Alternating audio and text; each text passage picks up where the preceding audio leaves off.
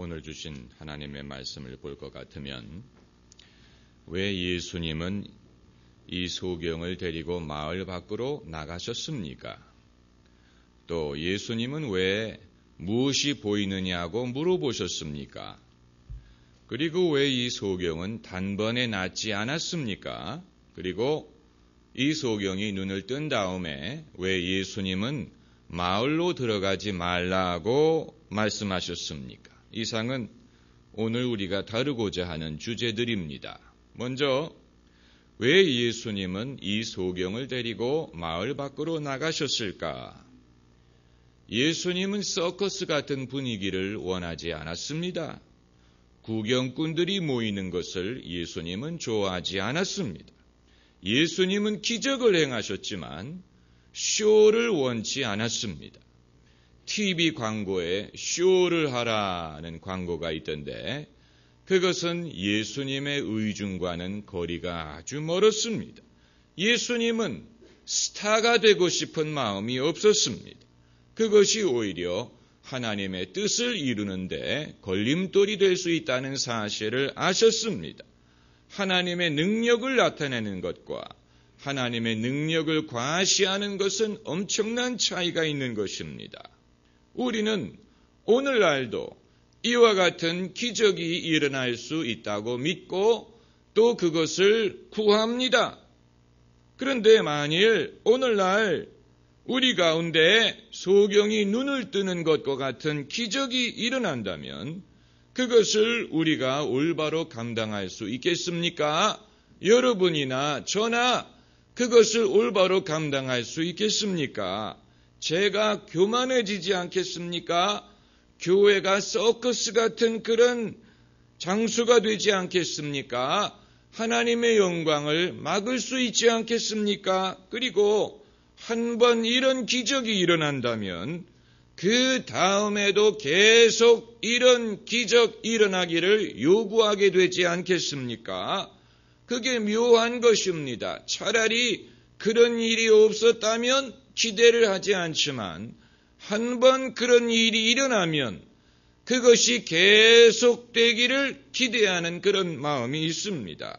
그래서 계속해서 그런 것이 일어나지 않으면 마치 하나님이 떠나간 것처럼 하나님의 은혜가 떠난 것처럼 생각할 수도 있는 것입니다. 강박관념을 낳습니다. 그래서 이런 기적이 계속해서 일어나는 것과 같은 신용을 낼 수도 있습니다. 위선을 낳을 수도 있는 것입니다. 예수님은 이런 모든 사정을 알고 계셨기 때문에 그래서 사람들이 소경을 예수님께 데리고 왔을 때 그를 데리고 마을 밖으로 나가신 것입니다.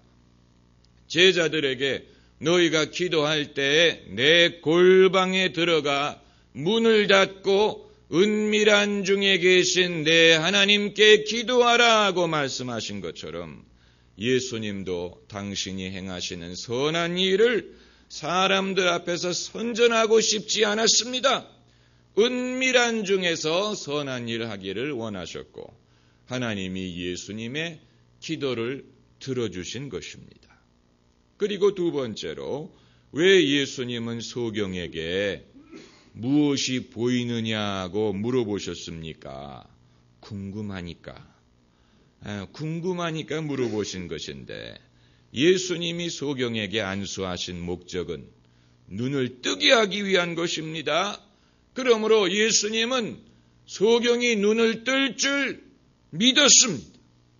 그렇기 때문에 무엇이 보이느냐 하고 물어보신 것입니다.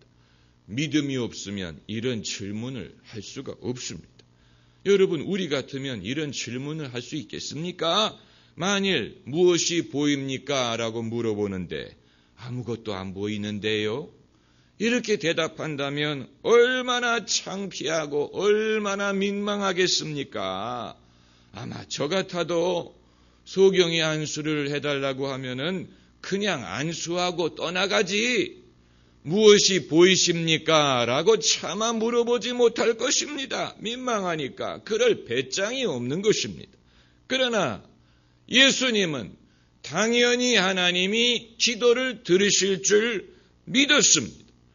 그렇기 때문에 그 소경의 입에서 무슨 대답이 나올지 염려하지 않았습니다. 설령 아무것도 안 보입니다 라고 그 소경이 대답을 했더라도 예수님은 당황하지 않았을 것입니다. 침착하게 다시 안수하셨을 것입니다. 이것이 예수님이에요. 이것이 예수님입니다. 여기서 우리가 볼 수 있는 것은 첫째는 예수님은 당신의 명성에 대해서 신경 쓰지 않으셨다는 사실입니다. 당신의 실적에 대해서 염려하지 않으셨습니다. 실적. 왜 야구 선수들이 타율이라는 것이 있죠.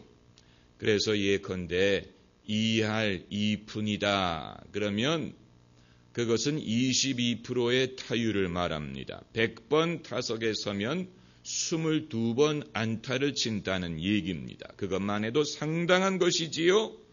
예수님에게는 100%의 타율이 있었습니다. 예수님이 안수한 사람은 다 나았습니다. 그러나 설령 그렇게 되지 않았을지라도 예수님은 당황하지 않았을 것입니다. 예수님은 당신의 실적에 관심이 있는 것이 아니고 사람들을 돕는 데 관심이 있습니다. 이것이 예수님이에요. 예수님은 당신의 명성을 세우는 데 관심이 있는 것이 아니고 하나님의 뜻을 행하고 사람들을 돕는 것이 예수님의 목적이었습니다. 여러분, 저는 목사인데 만일 제가 설교를 잘하는 것을 목적으로 삼는다면 그것은 빗나가는 것입니다. 저의 목적은 여러분이 은혜를 받는 것이고 여러분이 믿음의 도움을 얻는 것이고 그러는 중에 제가 설교를 잘할 수도 있는 것이지만 저의 주된 목적은 설교를 잘하는 것이 아닙니다. 설교를 잘하느냐 못하느냐 그건 별로 중요하지 않습니다. 여러분이 은혜를 받고 여러분의 믿음이 잘 자라는 것이 중요한 것입니다. 마찬가지로 예수님도 당신의 실적이나 당신의 명성, 당신 자신에는 별로 신경을 쓰지 않았습니다. 오직 이 순간에는 소경을 돕는 것이 예수님의 주된 목적이었습니다. 그것을 우리가 볼 수 있고 또 하나 이 질문을 통해서 볼 수 있는 것은 예수님은 어떤 결과를 강요하지 않았다는 사실입니다. 이 소경에게 눈 뜰 것을 강요하지 않았습니다. 여기에는 미묘한 차이가 있습니다. 눈 뜨기를 믿으셨지요. 눈 뜨기를 바라셨지요. 그러나 눈 뜰 것을 강요하지 않았습니다. 만약에 예수님이 이 소경에게 결과를 강요하셨다면 이 소경은 솔직하게 대답하지 못했을 것입니다. 이 소경이 눈을 뜨기는 떴는데 부분적으로만 떴습니다. 아직 제대로 다 보지 못했습니다. 그래서 사람들이 걸어가는 것을 보나이다. 나무 같은 것들이 걸어가는 것을 보나이다. 이 말은 눈이 보이기는 보이는데 아직 부분적으로 보인다는 얘기입니다. 그 사실을 솔직하게 대답한 것입니다. 만일 예수님에게 조금이라도 어떤 특정한 결과를 강요하는 면이 있었다면 이 소경은 다 잘 보입니다. 할렐루야! 이렇게 대답했을 것입니다. 그 이외로 대답하는 것은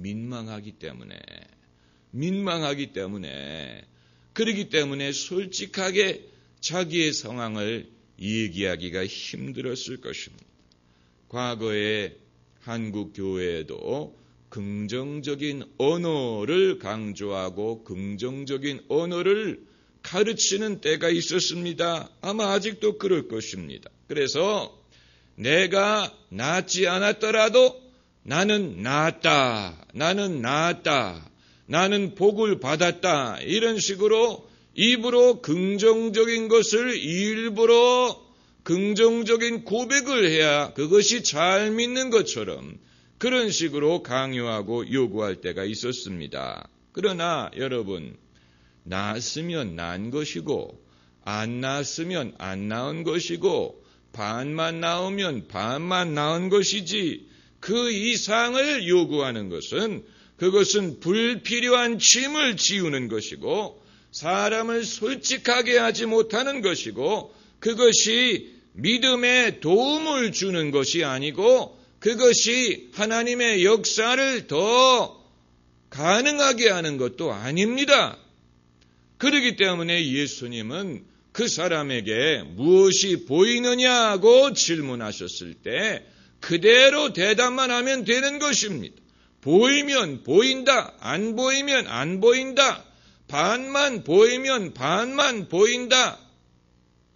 왜냐하면 사실 이 소경이 과거에 한 번도 본 적이 없다면 잘 보는 것을 무엇으로 판단하겠습니까? 그렇지 않습니까? 제대로 본 적이 한 번도 없는 사람이라면 자기가 어떻게 해야 다 볼 수 있는 것인지 스스로 판단할 수 있는 능력이 없는 것입니다. 여러분, 평강이라는 것을 한 번도 경험해 보지 못한 사람이라면 진짜 평강이 와도 그게 평강인지 어떻게 알겠습니까? 한 번도 거룩하게 살아본 적이 없는 사람이라면 그 사람이 거룩하게 사는 것을 스스로 어떻게 알 수 있겠습니까? 천국에 가본 적이 없는 사람이 천국에 간다면 거기가 천국인지 어떻게 알 수 있겠습니까? 이처럼 우리는 한 번도 경험해 보지 못한 것에 대해서 사실 누가 그것을 알려주기 전까지는 내가 한 번도 그것을 가져본 적이 없기 때문에 설령 하나님이 그것을 주시더라도 그것이 무엇인지 모를 수도 있는 것입니다.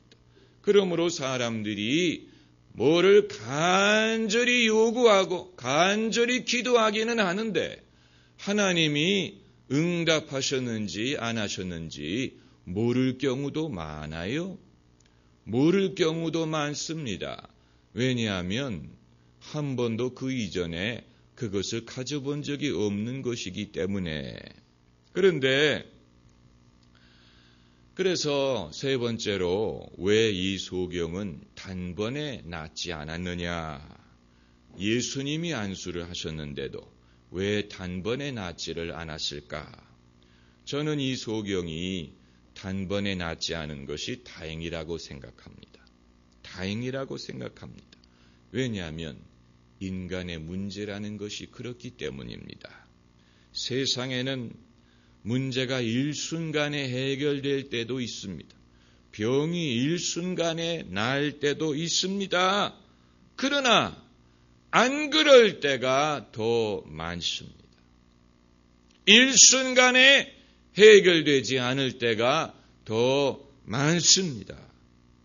이 소경이 단번에 낫지 않은 이유가 본인의 믿음이 부족해서 그렇습니까? 예수님의 능력이 부족해서 그렇습니까? 아니에요. 본인의 믿음이 부족해서 그런 것도 아니고 예수님의 능력이 부족해서 그런 것도 아니고 그냥 그럴 수도 있는 것입니다. 여러분, 인간의 많은 문제는 하루아침에 생긴 것이 아니고 오랜 세월 동안에 그것이 발전해서 생긴 것이라면 그것이 해결되는 과정도 일순간에 될 수 있겠습니까? 그것이 과정이 필요하지요. 내가 갖고 있는 잘못된 생각이든 세상적인 욕심이든 두려움이든 의심이든 미움이든 그게 하루아침에 생긴 것이 아니라면 그것을 벗어버리는 것도 어느 정도 과정이 필요하지 않겠습니까? 내가 지금까지 잘못된 길로 살아온 것이 시간이 걸린 것이라면 이제 그것을 바로잡는데도 어느 정도 시간이 걸리는 것은 당연한 것입니다. 왜냐하면 우리는 우리의 인생 속에서 병이 들고 병이 낫는 것도 인생 속에서 나야 되는 것입니다. 할렐루야. 우리의 살다 보면 병이 생기는 것처럼 그러므로 이제는 예수님 안에서 사는 중에 병이 낫기를 바라는 것입니다. 천국 갈 때까지. 그렇기 때문에 한 번 기도해서 낫지 않으면 2번 기도하면 됩니다. 2번 기도해서 낫지 않으면 3번 기도하면 됩니다. 그것을 예수님은 불편하게 생각하지 않았습니다. 이 소경을 위해서 2번째 안수하는 것에 대해서 예수님은 불편하게 생각하지 않고 귀찮아하지 않았습니다. 예수님이 그것을 귀찮아하지 않았다면 우리도 그것을 민망하게 생각할 필요가 없는 것입니다. 여러분, 예수님의 능력이 부족해서 단번에 낫지 않는 것이기 때문에 여러분, 우리 문제가 속히 해결되지 않는 것에 대해서도 내가 믿음이 부족해서 그런가 이렇게만 생각해도 안 되는 것입니다. 우리가 예수님을 믿으면 단번에 구원을 받습니다. 구원은 일순간에 임합니다. 마치 양초에 불을 붙이면 그 순간부터 빛을 발하는 것처럼 우리가 예수님을 우리의 구주로 믿으면 그 순간에 구원을 받습니다. 그러나 우리의 인생이 변화하는 것은 그것은 일순간에 되는 것이 아니고 점진적으로 변화하는 것입니다. 이 소경과도 같아요. 이 소경이 처음에 뭔가 보이기는 보이는데 다 보이는 게 아니고 그래서 사람이 나무 같은 것이 걸어가는 것이 보인다. 그러니까 이 소경이 과거에 본 적이 있었던 것 같습니다. 나무를 본 적이 있으니까 사람이 나무처럼 걸어가는 것이 보인다라고 대답했을 것이 아닙니까? 그래서 예수님이 다시 안수했더니 밝히 볼 수 있었던 것처럼 우리가 예수님을 믿어 변화하는 것도 이와 같다는 것입니다. 왜 당신은 교회를 다니는데 이 모양이냐라고 그 사람을 탓할 수 없는 이유는 사람이 예수님을 믿는다고 단번에 다 천사처럼 변하는 것은 아닙니다. 그것은 무리한 것을 요구하는 것입니다. 인간의 변화는 그렇게 일어나지 않습니다. 우리는 좀 더 여유를 주어야 됩니다. 서로에게 여유를 가져야 됩니다. 그래서 예수님이 역사하실 수 있는 여유를 허용해야 됩니다. 서로에게 예수님이 역사하실 수 있는 여유를 허락해야 됩니다. 아직도 그 사람은 갈 길이 멉니다. 그게 다행이지요. 그게 아니고 갈 길을 다 갔다면 이제는 천국 가는 길만 남았습니다. 이제는 천국 가셔야지요. 다 배웠으니까. 그러나 아직 하나님이 우리를 데려가시지 않는 이유는 이 땅에서 배워야 될 것이 있고 또 이루어야 될 것이 있고 해야 될 일이 있고 갚아야 될 일이 있고 그렇기 때문입니다. 우리 모두에게는 숙제가 남아 있습니다. 학생들이 숙제가 있는 것처럼 그리스도인에게도 예수 안에 사는 사람들에게도 숙제가 있는데 이 숙제는 책을 읽어서 하는 것이 아니고 이제 사랑으로 또 믿음으로 섬김으로 하나님의 말씀으로 신앙으로 하는 숙제입니다. 이 숙제가 저에게도 있고요. 여러분에게도 있습니다. 저의 숙제는 교회를 섬기는 것이고 교회만 섬기는 것이 아니고 제 자신의 믿음을 지키는 것도 저의 숙제입니다. 그러므로 제가 설령 목회를 안 하더라도 인생이 이제 할 일이 없느냐? 아닙니다. 할 일 많습니다. 저는 목사이기 이전에 그리스도인이기 때문에 목사이기 이전에 목회를 하지 않더라도 저에게는 믿음을 지키고 그리스도인으로 살고 예수님을 따라야 될 숙제가 있는 것입니다. 거기에 이제 플러스 목회라는 사명이 주어진 것인데 여러분도 마찬가지예요. 그러므로 여러분은 매일매일 여러분의 알림장을 체크를 하셔야 됩니다. 내 숙제가 무언가, 숙제가 뭔지 알아야 숙제를 할 수 있을 게 아닙니까? 하나님이 여러분에 맡기신 인생의 숙제, 신앙의 숙제가 무엇인지를 알아야 됩니다. 그게 바로 하나님의 뜻이라는 것입니다. 하나님의 뜻, 그것은 나에게는 숙제입니다. 하나님에게는 소원이요, 하나님에게는 바람이요, 하나님에게는 그것이 뜻이지만 우리에게는 그것이 숙제가 되어서 그것이 내가 이 세상에 살아야 되는 이유가 되는 것입니다. 내가 이 세상에 존재하는 목적, 이유, 내가 추구하는 그 목표, 그것이 결국 하나님이 우리를 이 세상에 시간을 주시고 또 우리에게 기대하는 것이 됩니다.